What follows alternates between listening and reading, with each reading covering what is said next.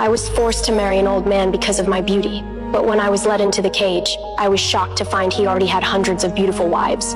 One of them was about to give birth, but when the child was born, he was weak and ugly. The old man just glanced at the baby and turned away without a word. And the woman who bore him a child was cruelly executed. The truth was the old man was near death. He wanted a strong and healthy child to inherit his kingdom, but I had no intention of staying trapped here forever. I cut off my long hair, used melted wax to stick it to a piece of cloth, and made a wig to wear on my head. Everything went as I planned. The old man's foolish son coveted my beauty and secretly kidnapped me.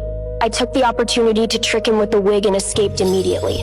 By the time he realized he'd been fooled, I had smeared my face with oil and vanished into the night. He looked around, drawing the attention of others, to avoid getting caught for losing his father's wife. He had to pretend nothing happened. I hid behind the pipes under the cliff and disappeared silently. No one knew I had disguised myself as a boy and become a mechanic in the fortress. I waited every day for the right chance, believing I would find a way to escape. Soon I earned the foreman's trust, because few workers could handle the dangerous rope work at heights like I could. Not long after, we were assigned to build a giant vehicle and sent out to an oil refinery. I knew this was the opportunity I had been waiting for, so I secretly hid some food and a motorcycle under the big vehicle. The next day, I followed the convoy out of the city, planning to escape along the way. But halfway there, we were ambushed by a gang of bandits.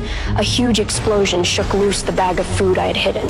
To make things worse, a bandit crawled under the vehicle to plant a bomb. I quickly kicked him away. At the same time, a crew member used the metal arm to block the attackers and save the vehicle. I had hoped to wait for both sides to destroy each other, but the battle was brutal. The bandits even blew off the radiator cap. If this kept up, the vehicle would be destroyed and everyone would die. So I quickly climbed onto the engine and shut it down, but my hat was blown off, and my long hair was exposed to everyone's eyes.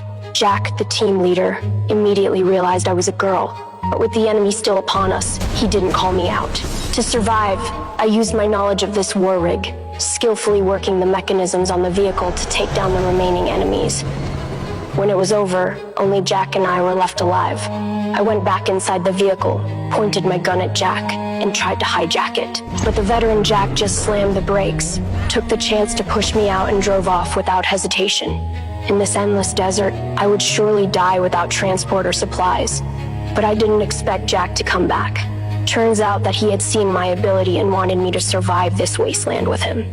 After weighing the pros and cons, I finally agreed. From then on, I blackened my face and often went on missions with Jack.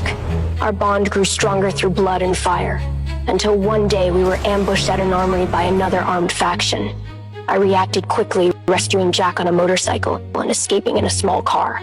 But the enemy leader Dementus chased us down in his off-road vehicle, flipped our car, and finally captured us. He had his men drag Jack in circles with a motorcycle and had others hang me up, forcing me to watch my loved ones suffer. Seeing Dementus' brutal face, hatred surged through me. Though he didn't recognize me, I would never forget that years ago. It was his men who took me from my hometown, tortured my mother to death when she came to save me, and then traded me to Immortan Joe for peace. I knew that Jack couldn't survive. I had no choice but to cut my losses and escape. By the time Dementus noticed, I was already riding a stolen motorcycle back to the tribe, warning Immortan Joe of his plan to attack. Immortan Joe decided to turn his trick against him, and soon nearly wiped out Dementus' forces. That beast had no choice but to flee. I knew the moment for revenge had come. I put on my mechanical arm, got on my vehicle, and chased after him. Though he ordered his men to scatter and confuse me, I eventually confirmed his direction of escape. He still had no idea he was already cornered. When he woke up again, he discovered in despair that his water bottle was empty. His wheels were gone, and even the bullets in his gun had been dismantled by me. At the end of his rope, he had to kneel before me and beg for mercy. Only then did he finally recognize me as the fragile little girl from so many years ago. He became afraid and tried to provoke me into killing him, but I absolutely would not let him die so easily. In the end, I planted the peach seed my mother had left me inside his body. I would use his flesh and blood as nourishment, so that every second he lived, he would clearly feel what it meant to be unable to live or die.